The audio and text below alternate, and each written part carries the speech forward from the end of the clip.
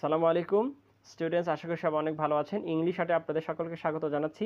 Class 9-এর আপনাদের যে পুরো বইটি কিন্তু আমরা সলভ করে যাচ্ছি। দেখেন, আমরা ছিলাম the power of inclusive language, অর্থাৎ ইউনিট 7-এর যে অধ্যায়টা রয়েছে, লেসন। এই যে লেসনটা, এখানে একটা ডায়লগ আছে, ঠিক আছে? লেসন 734, এই ডায়লগটা কিন্তু আমরা গত পর্বে পড়েছিলাম, ঠিক আছে? এবার আপনার কাজ হচ্ছে এই ডায়লগটা আসলে আপনি খুব ভালো মতো বাংলা অর্থটা বুঝবেন, একবারে মুখস্থের মতো করে নেবেন। এবং এখানে শেষের দিকে দেখেন, এখানে হচ্ছে 5টা প্রশ্ন দিয়েছে, ঠিক আছে? A B C D E, এই 5টা প্রশ্নের উত্তর এখান থেকে আপনাকে বের করতে হবে। তো এর জন্য কি লাগবে, আপনি কিন্তু কি বলবো, এর আগে যতগুলো অধ্যায় আমরা পড়েছি, বিশেষ করে দ্য টোন অফ স্টেটমেন্ট, এগুলো কিন্তু কি বলে, অনেকগুলা মানে আগের অধ্যায়ের সবগুলো কনসেপ্ট কিন্তু আপনার ক্লিয়ার থাকা লাগবে। দেখেন, আমি বলেছিলাম যে এই নতুন কারিকুলামে একটা চ্যাপ্টার আরেকটার সাথে কিন্তু সঙ্গতিপূর্ণ, ঠিক আছে? একেবারে তাসবির ডানার মতো, আপনি কিন্তু একটা ছাড়া একটা চলতে পারবে না। দেখেন, what is the topic of the conversation, একটা গেল। এই কনভারসেশন টপিকটা কী ছিল?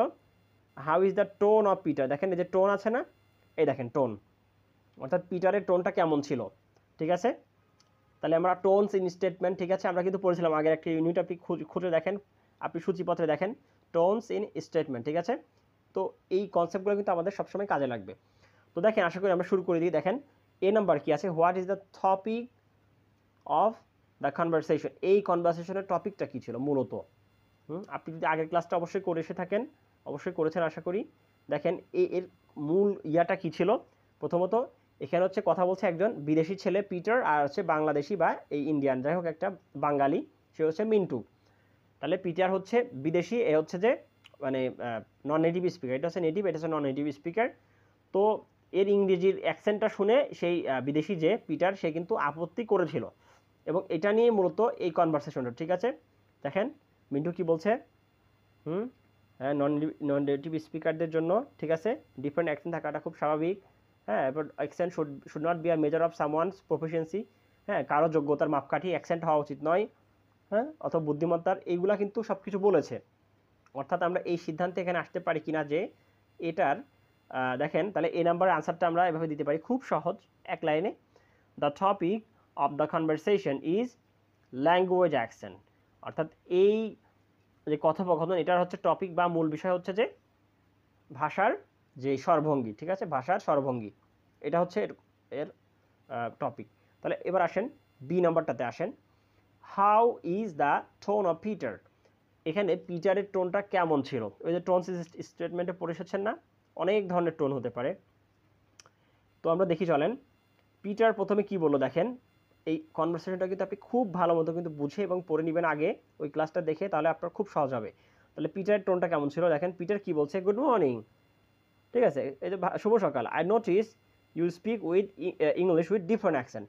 আমি লক্ষ্য করছি তুমি একটু ভিন্ন ভাষায় কথা বলছো। এটা কি কোনো কথা? একজন অপরিচিত মানুষের সাথে, যে সে যাকে চিনে না বা ছাড় অপরিচিত, এর সাথে কি এই ধরনের কথাবার্তা বলে? আমি সহজে একজনকে বলতে পারবো যে আপনার অ্যাকসেন্টটা এরকম ওইরকম, একটু তিক্ত কথাবার্তা কিন্তু সে বলেছে। আচ্ছা, এরপরে কি বললো পিটার?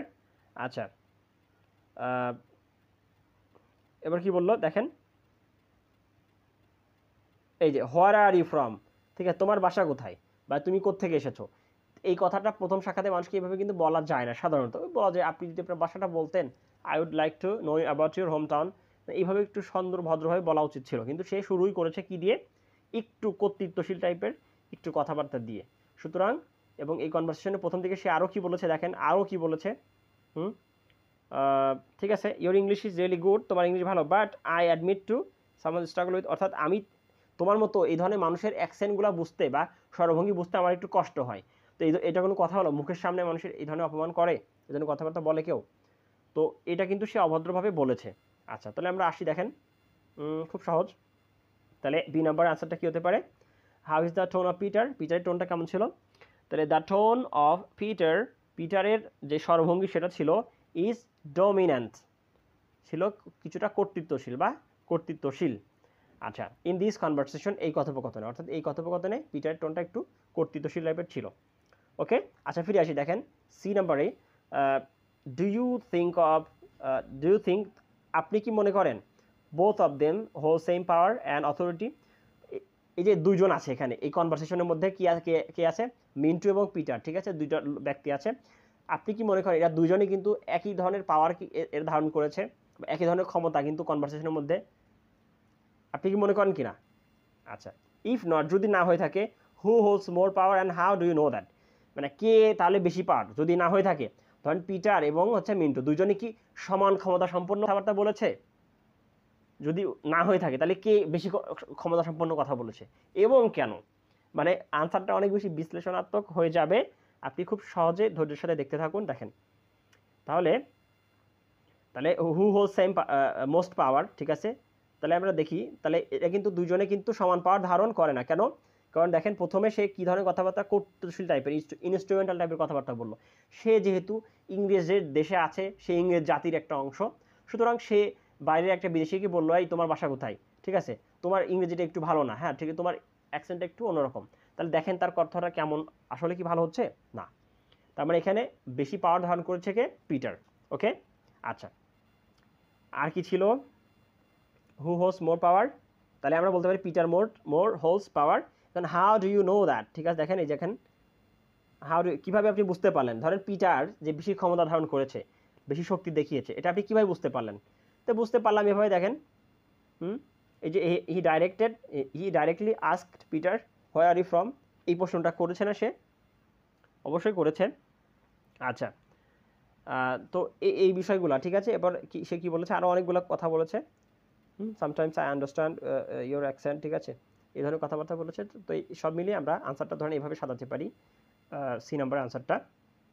ওকে, তাহলে বোথ অফ দেম, তাদের উভয়েই, ডোন্ট হোল্ড দ্য সেম পাওয়ার, তাদের উভয়েই কিন্তু সমান ক্ষমতা কিন্তু তারা ধারণ করে না। অ্যান অথরিটি, এবং কর্তৃত্ব, ইন দ্য কনভারসেশন, এই কথোপকথন, অর্থাৎ তাদের উভয়ই কিন্তু এই কথোপকথনের মধ্যে সমান যে শক্তি এবং যে কর্তৃত্ব, এটা কিন্তু তারা ধারণ করে না। ওকে, অ্যাজ এ নেটিভ স্পিকার, একজন জাতির লোক হিসাবে, পিটার হোল্ডস মোর পাওয়ার, ঠিক আছে। তাহলে পিটার হোল্ডস মোর পাওয়ার মানে পিটার অনেক বেশি ক্ষমতা ধারণ করে। বিকজ, কারণ, asking question to Mintu seems to hold instrumental power, ঠিক আছে, অর্থাৎ আমরা কি দেখে বুঝলাম? বিকজ, কারণ হচ্ছে, হি ইজ আস্কিং কোশ্চেন, তার জিজ্ঞাসা করা প্রশ্ন, টু মিন্টুকে জিজ্ঞাসা করা তার প্রশ্ন, এটা মনে হচ্ছে কেমন? সিমস, তার এটা মনে হচ্ছে যে টু হোল্ড ইনস্ট্রুমেন্টাল পাওয়ার, এটা মনে হচ্ছে যেন সে যান্ত্রিক একটা ক্ষমতা সে ধারণ করে আছে, অর্থাৎ ডাইরেক্টলি সে আস্ক করেছে। তো দেখেন তাহলে আমরা সি নাম্বার শেষ করলাম, এবার ডি নাম্বারে আসেন। Do you find anyone in the conversation impolite, আপনি কি এই কথোপকথনের মধ্যে কাউকে একটু অভদ্র পাচ্ছেন, একটু কম ভদ্র, একটু হ্যাঁ এরকম পাচ্ছেন?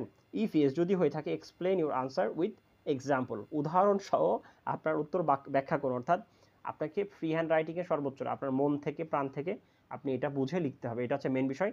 আনসারটা দেখার আগে আপনি নিজে একবার চেষ্টা করুন প্লিজ, তারপর আমার আনসারটা দেখুন। তাহলে আমরা কি পাচ্ছি? আমরা প্রথমে তো দেখলাম যে ইম্পলাইট বা একটু অভদ্র, একটু কম, মানে একটু নম্র ভদ্রতা একটু কম আছে কার মধ্যে? পিটারের মধ্যে। কেন? পিটার কি করেছে? ডিরেক্ট প্রশ্ন জিজ্ঞাসা করেছে একজন অপরিচিত মানুষের কাছে, আপনার বাসা কোথায়? এই ধরনের কথা বলা ঠিক নয়। সে বলতে পারতো I would like to know about your home town, এটা আর কি, হ্যাঁ, kindly say your home town, about your home town, এই ধরনের কথাবার্তা বলতে পারতো। এবং সে আরও কি করেছে?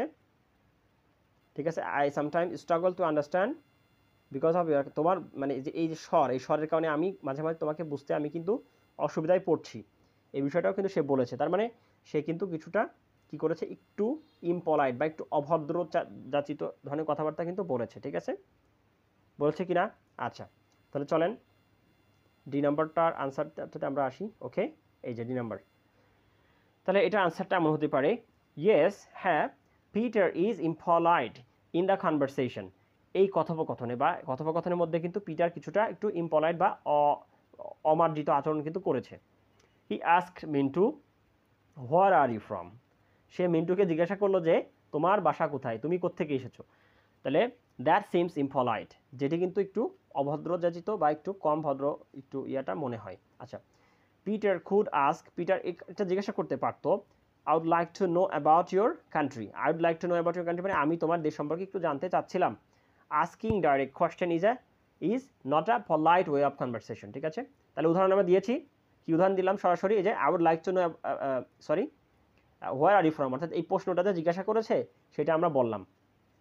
এরপর কি বললাম, I would like to know about your country, মানে পিটার বলতে একথা বলতে পারতো, পিটার কুড আস্ক যে আমি তোমার ভাষা সম্পর্কে জানতে চাচ্ছিলাম বা তোমার দেশ সম্পর্কে জানতে চাচ্ছিলাম, তুমি আসলে কোন দেশ থেকে।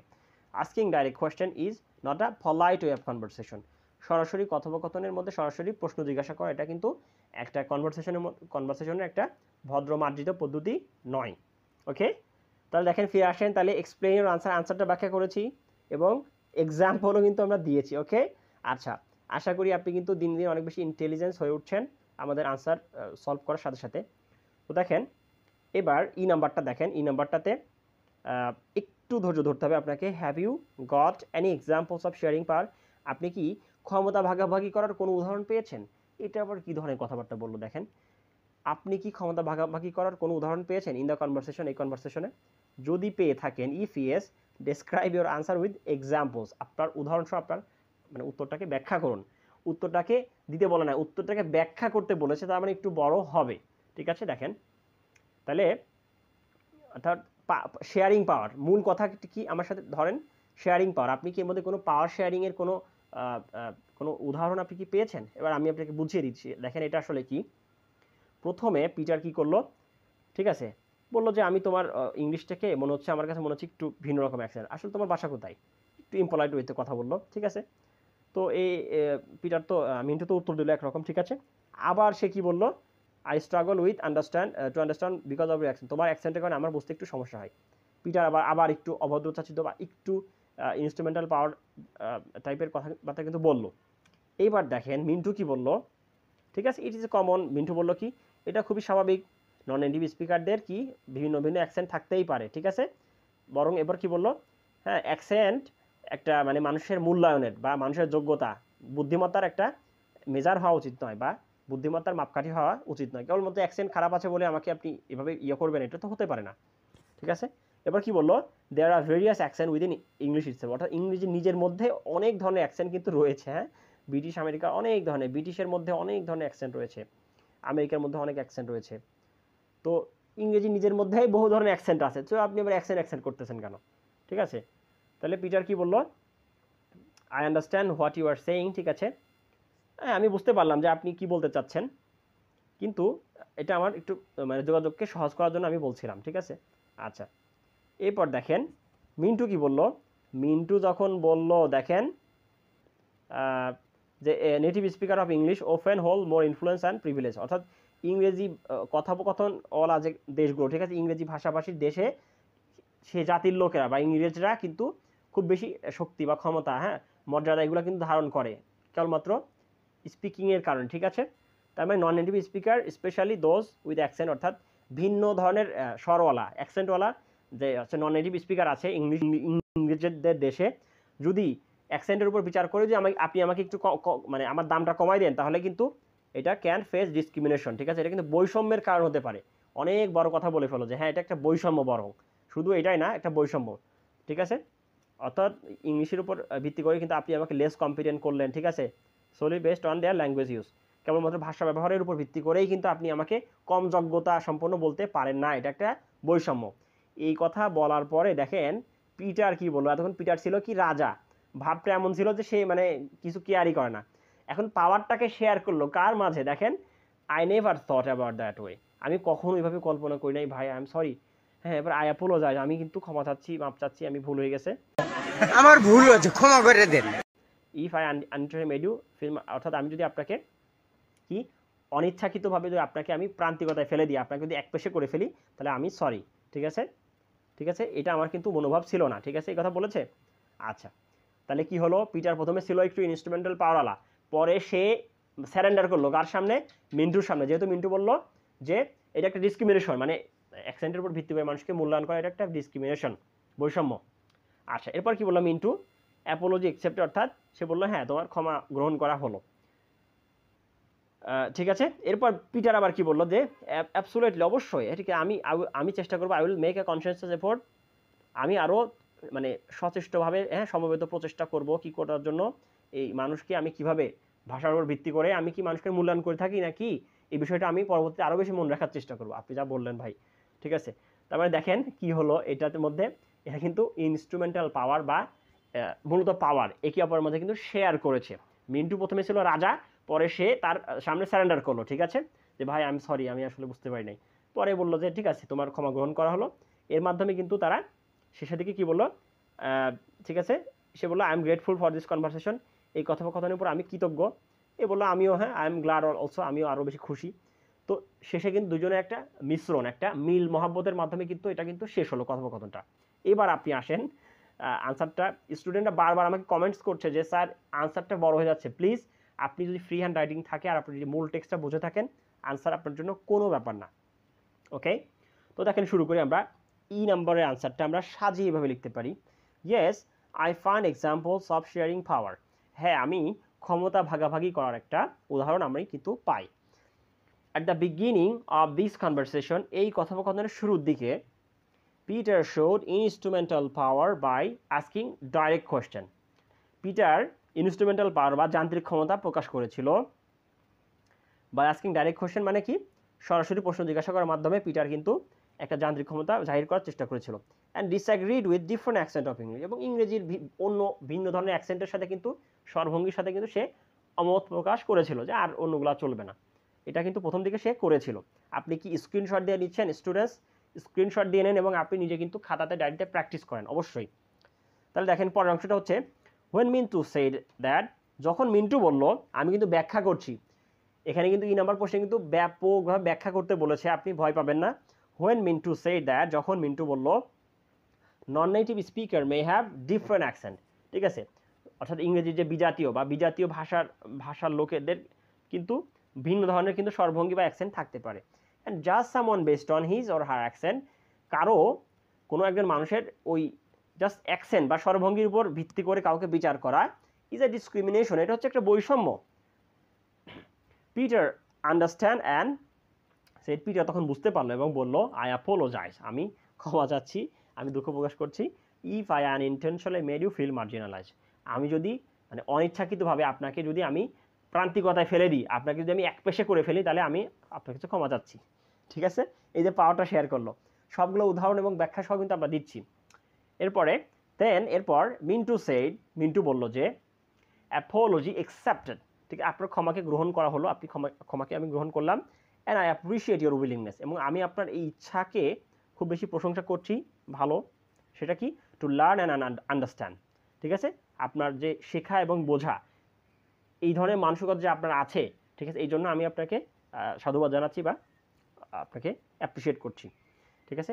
দাস, এভাবেই they share power in the conversation, এই কথোপকথনের মধ্যে তারা কিন্তু একে অপরের সাথে যে পাওয়ারটা, ঠিক আছে, এটা কিন্তু তারা শেয়ার করলো, ঠিক আছে। দাস, THU, দেখেন লাস্টে খেয়াল করেন, দাস, দাস মানে এভাবেই, যে কোনো একটা কথা, অনেকগুলো কথা বললেন, শেষে বললেন যে thus they are doing this, অর্থাৎ এভাবেই তারা এই কাজগুলো করলো। Thus they share power in the conversation, এই কথোপকথনের মধ্যে তারা কিন্তু ক্ষমতা ভাগাভাগি করেছে।